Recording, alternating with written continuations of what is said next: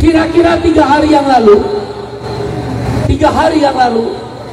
di Geneva, Swiss sudah berlangsung sidang komite aplikasi standar yang salah satunya adalah membahas permintaan dari KSPI dan organisasi serikat buruh lain di Indonesia untuk meminta International Labour Organization atau ILO mendesak pemerintah Indonesia mencabut Omnibus Law, Undang-Undang Cipta Kerja. Jadi saudara, kawan-kawan semua, Omnibus Law sekarang sudah menjadi agenda dunia. Omnibus Law besok akan diputuskan apakah Direktur Jenderal ILO itu pemimpin tertingginya namanya Dirjen, Direktur Jenderal. Apakah Direktur Jenderal akan mengirim namanya Direct Contact Mission, atau kalau kita mungkin menyebutnya tim pencari fakta. Jadi nanti dari ILO akan mengirim satu tim dipimpin oleh senior officer dari kantor ILO di Geneva, Swiss, yang membawa Omnibus Law, Undang-Undang Cipta Kerja ke dalam sidang ILO tingkat dunia. Adalah namanya Konfederasi Serikat Buruh Sedunia, atau dikenal dengan ITUC, International Trade Union Confederation. Jadi kasus Omnibus Law sudah menjadi sorotan dunia, dan yang membawa persoalan itu ke ILO namanya Konfederasi Serikat Buruh Sedunia, ITUC.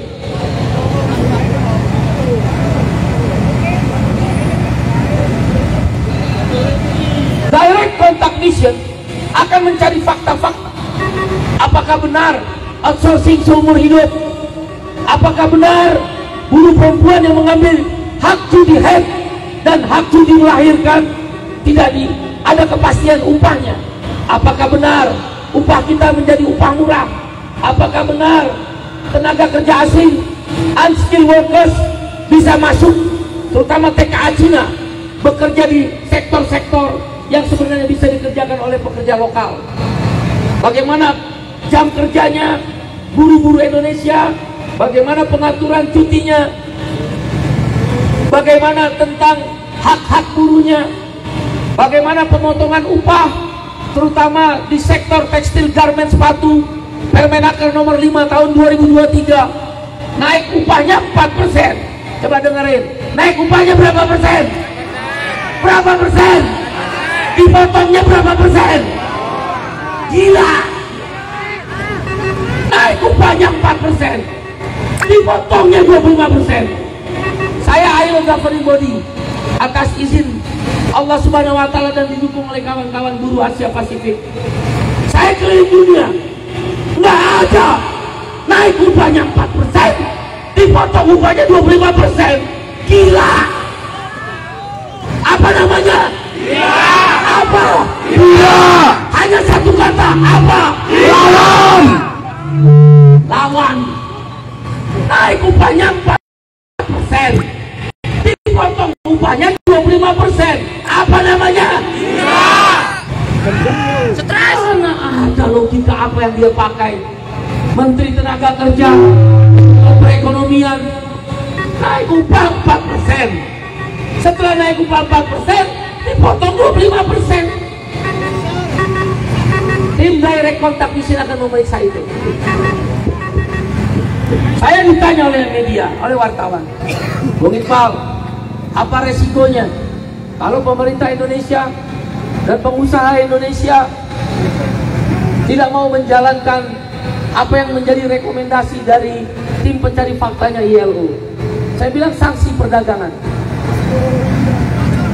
Jadi barang-barang Indonesia yang akan ekspor itu akan diblokade oleh beberapa negara. Di dalam sidang ILO, pemerintah Amerika secara resmi, saya ulangi, Pemerintah Amerika secara resmi, delegasi pemerintah Amerika menyatakan meminta agar pemerintah mencabut Omnibus Law Undang-Undang Cipta Kerja. Saudara tahu, kalau pemerintah Amerika sudah berpendapat dan pemerintah Eropa mendukung sikap pemerintah Indonesia, sikap pemerintah Amerika, Serikat Buruh Amerika juga mendukung sikap Serikat Buruh Indonesia, KSPI. Kalau Uni Eropa, Amerika, Australia, beberapa negara di Asia, termasuk Jepang, Afrika, sudah bersepakat mendesak. Memang mereka nggak bisa mengintervensi hukum Indonesia, nggak bisa. Tapi ingat, Indonesia ini berada dalam perdagangan dunia, perdagangan internasional, ekspor tekstil, ekspor makanan, ekspor kayu, ekspor dalam bentuk mebel, ekspor barang-barang jadi, ekspor dari beberapa otomotif, elektronik yang berasal dari Indonesia. Pelanggaran terhadap labor right, hak-hak buruh, apabila ILO telah memutuskan, maka dia mengikat kepada anggota-anggota ILO. ILO bisa minta kepada pemerintah Amerika, bisa meminta kepada pemerintah Eropa melakukan sanksi-sanksi sosial. Makanya pemerintah Indonesia dan pengusaha-pengusaha hitam jangan main-main dengan Omnibus Law. Saya dituduh anti nasionalisme. Dari 10 delegasi pemerintah Indonesia, saya mau cari siapa itu orang. Waktu lagi sidang di ILO, mereka mendatangi kelompok buruh. Mereka menyebut bahwa kita, kelompok buruh, adalah anti nasionalisme.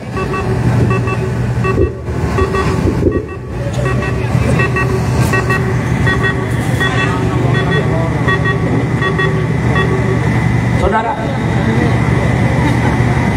saya marah sekali. Mereka digaji oleh pajak-pajak kamu. Marah saya dengan sikap officer-officer Indonesia itu. Mereka digaji dari keringat-keringat kamu.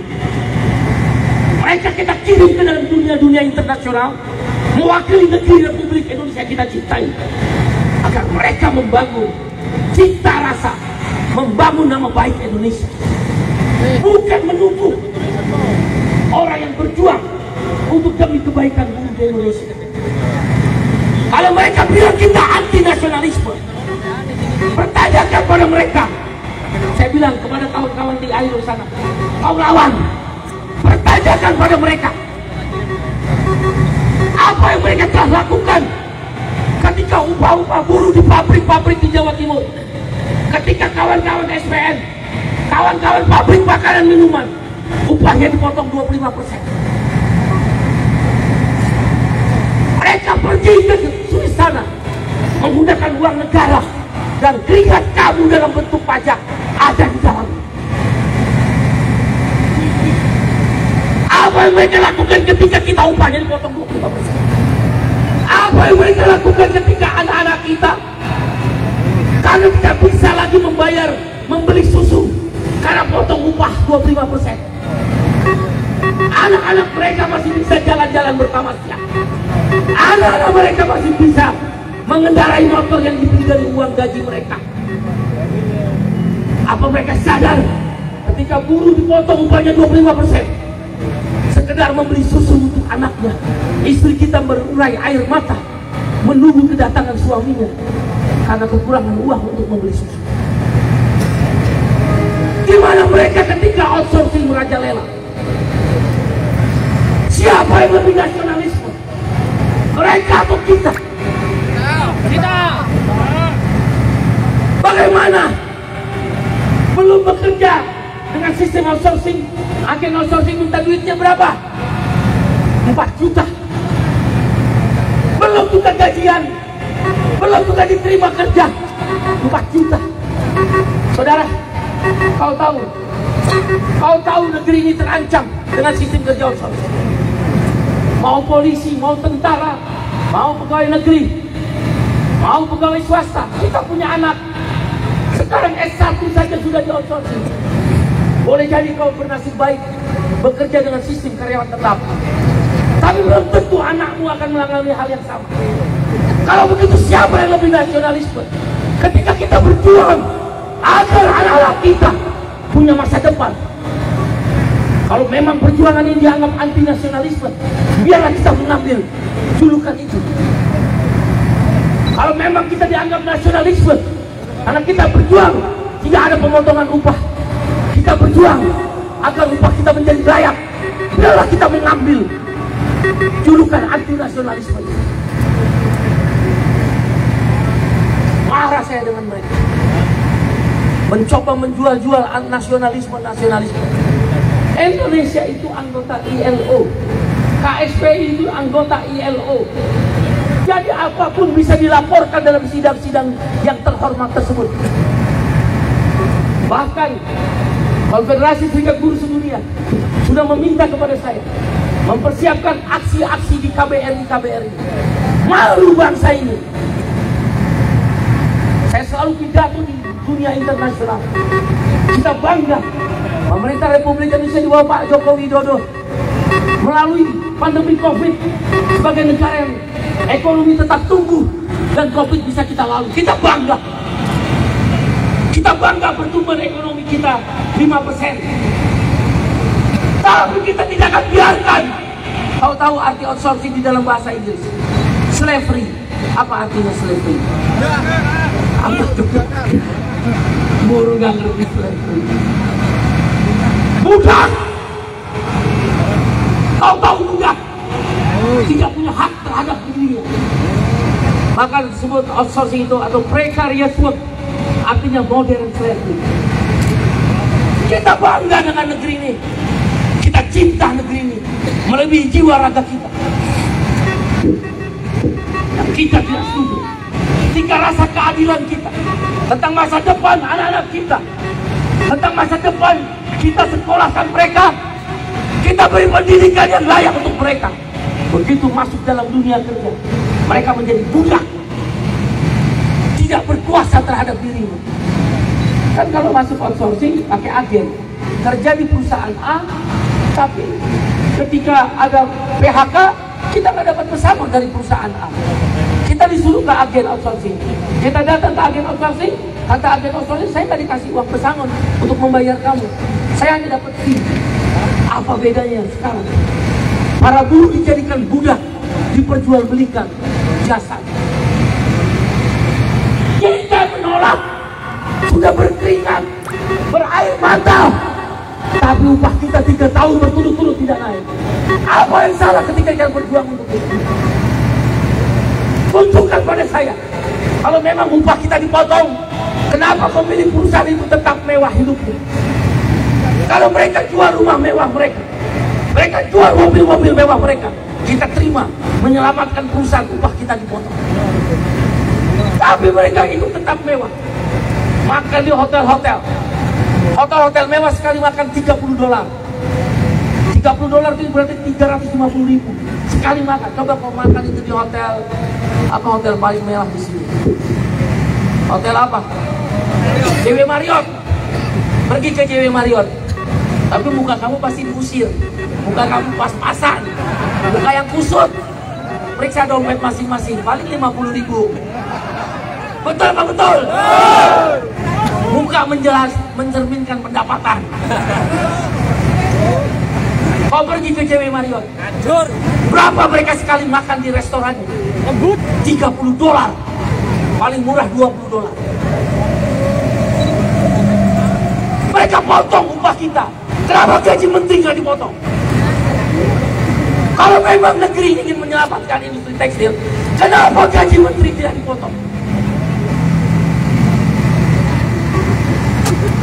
Kalau mereka gaji nggak mau dipotong, kenapa kita disuruh dipotong? Kau lihat negara-negara Eropa, sebelum rakyatnya dipotong pajak, sebelum rakyatnya dipotong gajinya, menteri dan presidennya dulu mereka potong. Pedro Castello itu negara kecil, Peru, negara sangat kecil. Apa yang dilakukan oleh Pedro Castello? Pertama, dia memotong gajinya sebagai presiden 70%. Harusnya itu dia minta pada rakyatnya, pada buruhnya. Ayo kita bangun negeri ini. Negeri ini dalam kesulitan. Negeri ini membutuhkan. Jangan kau tanya apa yang kau berikan pada negeri ini. Negeri ini telah memberikan apa, jangan kau tanya. Tapi kau tanya apa yang negeri ini telah kau berikan, kata John F. Kennedy. Pedro memotong dirinya dulu. Menterinya semua potong gaji 60%. Mereka tetap berhidup mewah-mewahan. Gaji kita nggak naik 3 tahun. Gara-gara apa? Kalau mereka orang-orang kaya itu tidak mau menurunkan sedikit terhadap kemewahan kita, nggak minta mereka miskin. Nggak. Turunin sedikit kemewahannya. Kapal api. Orang terkaya di Jawa Timur.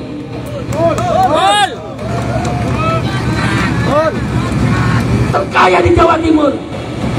Mesin dipindahin ke Bekasi. Buruh gajinya nggak dibayar selama 6 bulan. Tapi dia tetap kaya. Saudara, kita tidak anti orang kaya. Kita tidak anti kepada orang-orang yang mempunyai perusahaan. Kita berterima kasih. Dengan mereka membangun perusahaan, kita bisa bekerja. Yang kita berjuang tentang keadilan. Kau pecat kami, padahal negara memerintahkan bayar pesangon. Kau tetap kaya, pesangon kami tidak kau bayar. Apa yang salah kalau kemudian kita menuntut pesangon kita? Ini tentang keadilan. Coba, sebelum kita terima gaji, udah dipotong nggak pajak kita? Namanya PPh 21. Belum terima gaji, pajak dipotong untuk negara. Setuju nggak? Sangat setuju dan wajib. Kita membayar pajak adalah tentang rasa cinta kita kepada tanah air. Dengan pajak, negeri ini kita bangun. Belum juga terima gaji, udah dipotong. Dari pajak itulah perawatan gedung kantor gubernur dibuat. Dari pajak itulah pegawai-pegawai termasuk gubernur digaji. Dari pajak itulah jalan-jalan dibangun, rumah sakit dibangun, kantor-kantor negara dibangun. Kita setuju.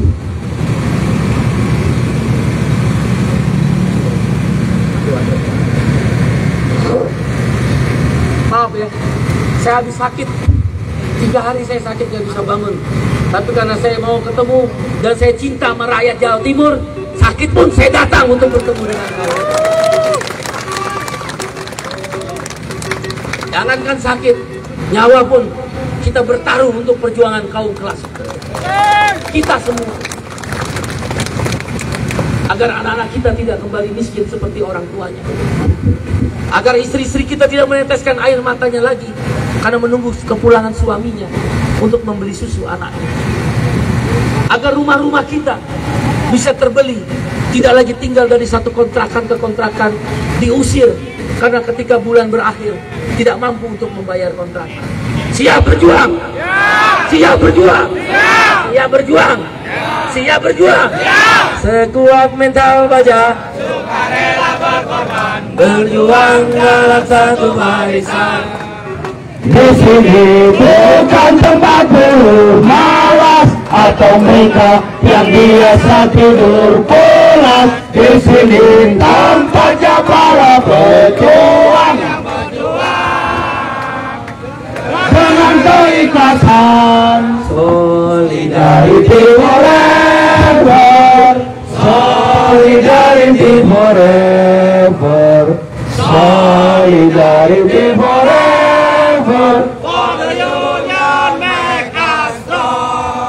Gaji belum diterima, kita bahagia memberikan negara dalam potongan pajak. Uang belum kita pegang, tapi kita bersyukur bisa berkontribusi untuk negara. Tapi saudara, kau ingat, air susu dibalas air tuba. Sadarkan mereka pejabat-pejabat bahwa nasi yang mereka makan dan keluarganya adalah dari keringat pajaknya kaum buruh. Sadarkan mereka, bensin dari mobil-mobil dinas mereka adalah dari keringat dan air mata pajaknya kaum buruh. air susu dibalas air tuba. Parlemen DPR RI, 9 partai politik, listrik di rumah dinasnya dibayar dari pajak air mata dan keringat kaum buruh. Perjalanan dinas mereka dibayar dari pajaknya kaum buruh. Air susu dibalas air tuba. Mereka bayar kita dengan omnibus. Kita bayar pajak, mereka kasih outsourcing seumur hidup. Disahkan omnibus law oleh parlemen itu. Air susu dibalas dengan air tuba. Kita bayar pajak agar mereka bisa bekerja siang malam di parlemen. Dia balas air tuba kepada kita. Upah naiknya 3 tahun berturut-turut tidak naik, 0. Air susu mereka balas dengan air tuba. Kita bayar pajak agar parlemen, gubernur, bupati, wali kota, DPRD, DPR RI, para menteri, agar mereka bisa mensejahterakan kita, naik upah dengan layak, perusahaan tetap untung, bisa berjalan. Air susu mereka balas dengan air tuba. Mereka kasih kontrak terus-menerus dalam bentuk omnibus. Tanah petani di Tulung Agung, di Bojonegoro, di Sidoarjo, tanah-tanah petani di Deli Serdang dirampas oleh korporasi. Air susu kita kasih, mereka balas air tuba kepada kita. Omnibus Law adalah air tuba. Omnibus Law adalah tentang cara mereka membalas. Kita kasih mereka air susu dalam bentuk pajak. Dan kita bahagia bisa membayar pajak. Kita kasih mereka air susu. Kita beri mereka air susu. Tapi mereka balas kita dengan air tuba. Hei kaum buruh! Hei kaum buruh! Hai kaum buruh! Lawan. Jangan kau diam. Sengaja saya keliling. Gak apa-apa, ini baru 500-400 orang. Hati-hati. Ketika buruh mulai digerakkan, silakan mereka kasih kita ke pil-pil pahit terus. Silakan mereka kasih kita omnibus law. Silakan mereka kasih outsourcing seumur hidup. Silakan mereka sakiti terus hati kamu. Silakan mereka hancurkan terus oleh parlemen itu. Di Senayan sana menghancurkan hati kita. Silakan. Ingat ketika orang-orang kecil itu mengangkat tangannya. Ketika tangan sudah tertengadah kepada Tuhan, Sang Maha Pencipta, pemilik dunia akhirat ini. Kita ingat, akan kita hukum. Ketika doa orang-orang kecil, doa kaum-kaum tertindas, doa kaum-kaum yang termarginalkan, terus sakiti hati kita. Biarkan mereka terus menyakiti hati kita. Maka kita persiapkan perlawanan. Pemilu 2024 kita lakukan. Jangan pilih partai politik yang mengesahkan omnibus law.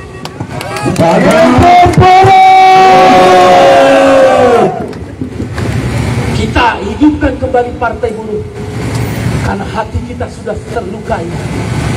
Kita bayar pajak, mereka kasih outsourcing seumur hidup. Bahkan istri menangis menunggu susu terbeli dari upah kita. Pajak sudah terpotong, kita bahagia. Mereka kasih kita upah kita naik dengan rendah. Bahkan 3 tahun berturut-turut kemarin tidak naik. Air susu, kita beri mereka air susu, mereka beri kita air tuba. Partai buruh dihidupkan kembali karena omnibus law. Kau pikir orang-orang kecil ini tidak bisa berkuasa di negeri ini? Kau ingat, bilanganmu berjumlah banyak. BPS mengatakan 56,4 juta adalah buruh formal.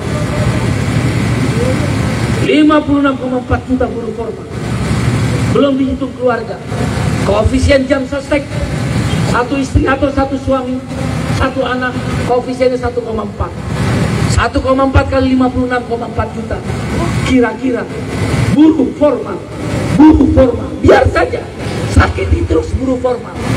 Upah murah, outsourcing seumur hidup, kontrak tanpa periode, tidak ada kepastian upah.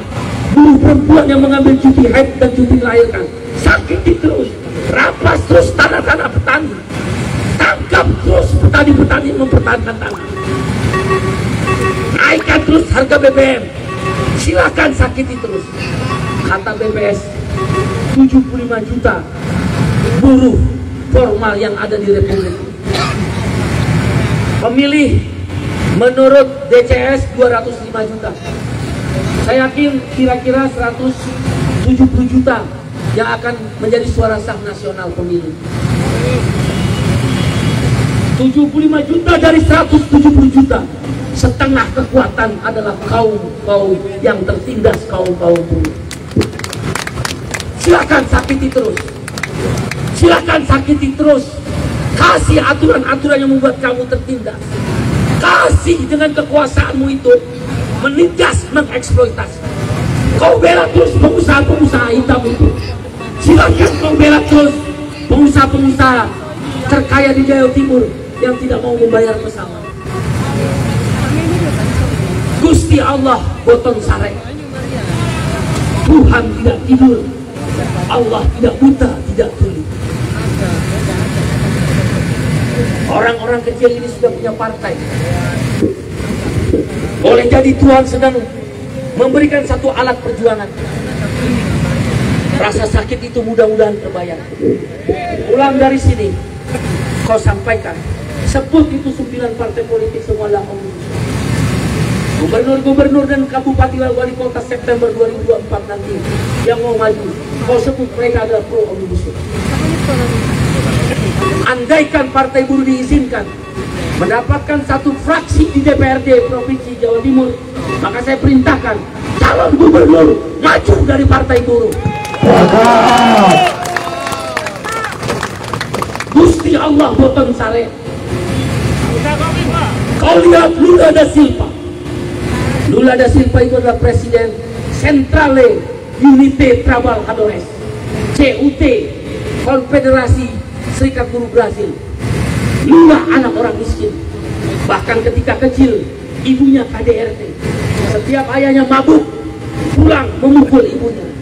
Lula kecil yang sekarang presiden Brasil. Sebelumnya 2 periode 8 tahun Lula. Dia peluk ibunya kalau ayahnya pulang. Lula kecil selalu dipukul dengan rotan ayah.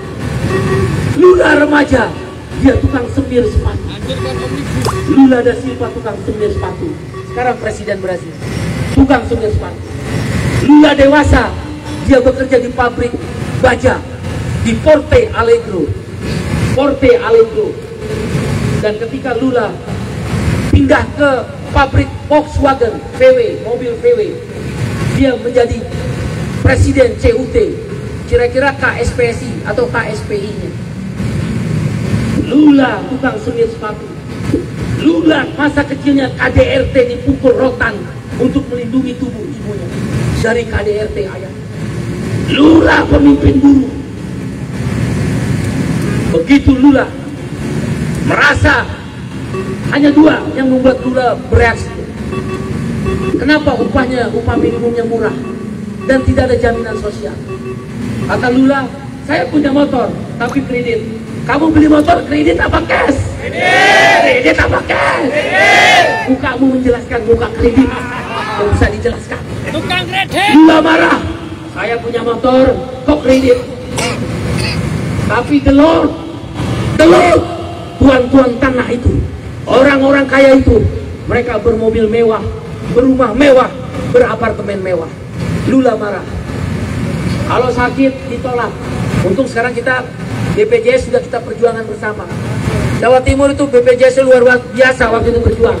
KJS, Komite Aksi Jaminan Sosial. Rakyat sekarang menikmati BPJS karena perjuangan kamu. Ingat nggak 2010 sampai 2011. Lula datang ke Pak MST. MST itu Serikat Buruh, Serikat Petani. Pak Petani, bagaimana nasibmu? Pak Lula, kata Pak MST, jangankan punya tanah sebagai petani, itu tanah yang kami garap, itu adalah tanah milik the Lord. orang-orang kaya itu, tuan-tuan tanah itu. Jadi kamu nggak punya tanah sebagai petani. Dari mana saya punya tanah? Upahmu bagaimana? Bisa makan dari sisa padi yang kami sisihkan saja, itu sudah bagus bagi kami.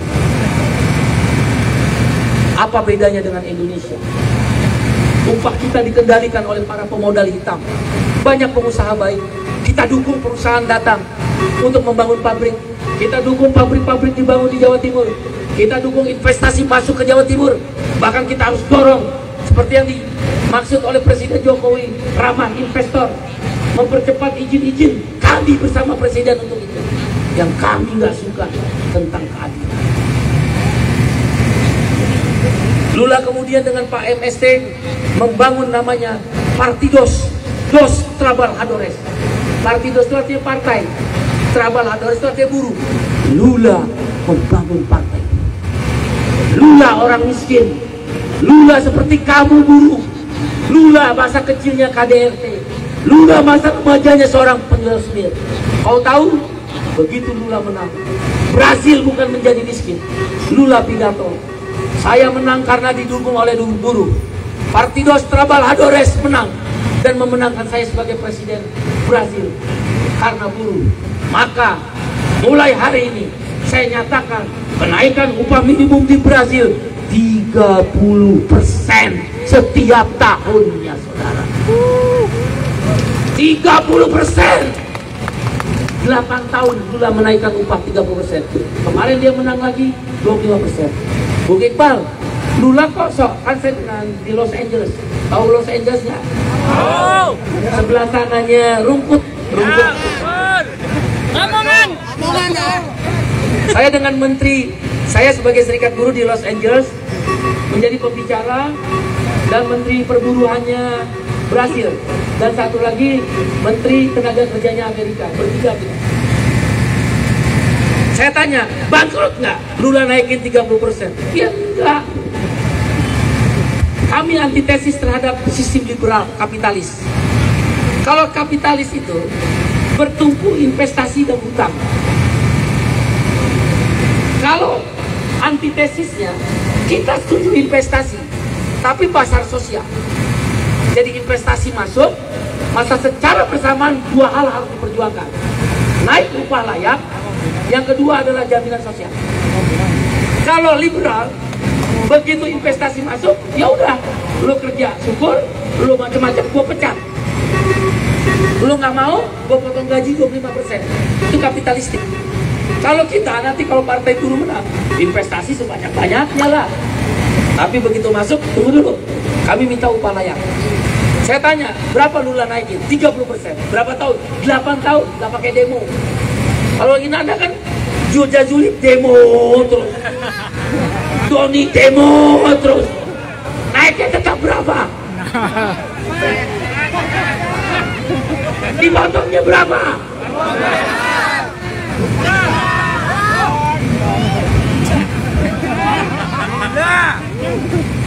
Itu nggak Lula itu. Lula jadi presiden, naikin 30%. Saya dengan menteri perburuannya, ini bukan cerita orang. Saya bertiga sama menteri tenaga kerja Amerika. Begitu Lula naikkan, bukannya bangkrut itu negara. Karena gini, kalau upah naik layak, bukan tinggi ya. Kalau upah naiknya tinggi itu hiperinflasi. Harga barang juga naik. Ingat gak zaman dulu? Begitu pemerintah Orde Baru mengumumkan kenaikan gaji PNS TNI Polri, maka barang-barang langsung naik. Gaji belum naik, barang udah naik. Itu namanya hiperinflasi. Pedagang memang begitu, hukum pasar.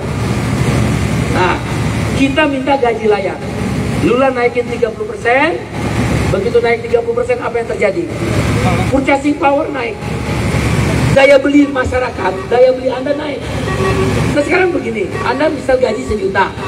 Dengan upah 1 juta, bisa beli Indomie 5, bisa beli baju 2, dipotong 25%. Ya pasti kita beli Indominya 3. Yang tadinya 5, 3. Baju yang bisa beli 2, ya 1. Pabrik baju, karena permintaannya kurang, ya dia tuh kurangin lagi. PHK, PLD. Sakitnya bisul dikasih obat kurap. Dia naikin, purchasing power naik, daya beli naik, pabrik-pabrik memproduksi barang, produksi barang, konsumsi naik, pertumbuhan ekonomi naik. Nanti kita akan naikkan upah. Ini mereka kan kapitalistik semua ini, ngelindungin pengusaha. Betul.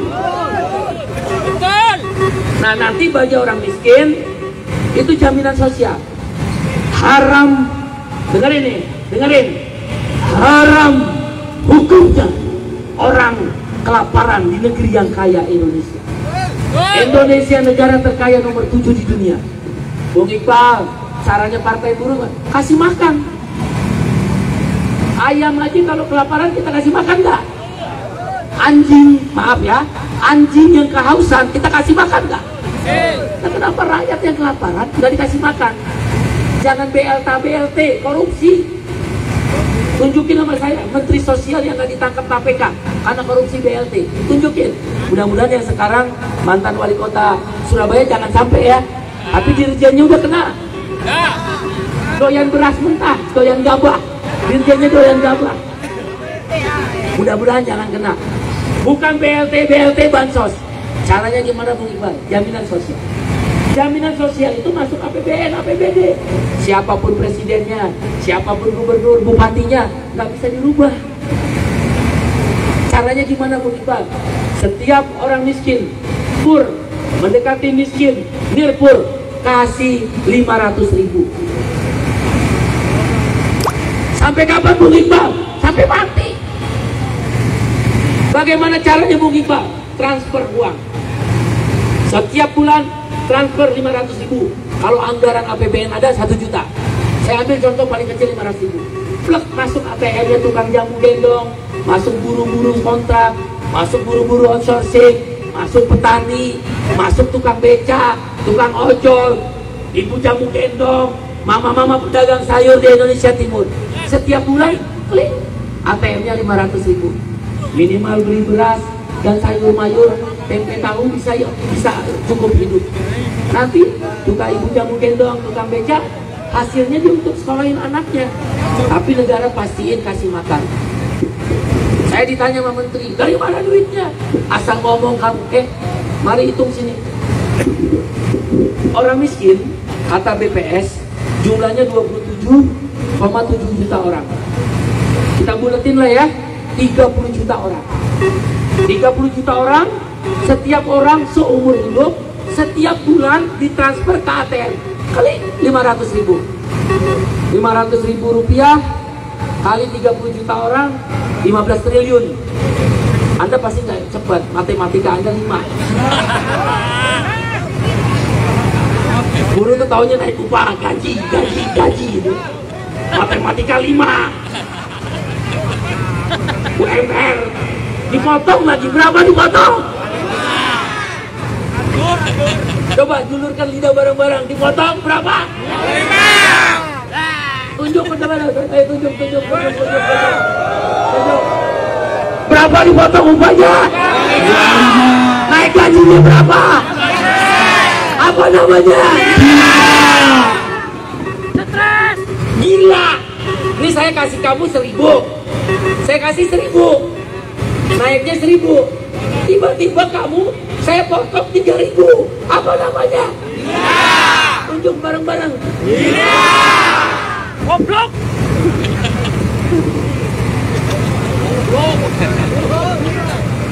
Minum dulu, Bung. Minum dulu. Boleh minum nggak? Boleh. Lanjut ya? Lanjut. Lo yang enak, gue yang capek.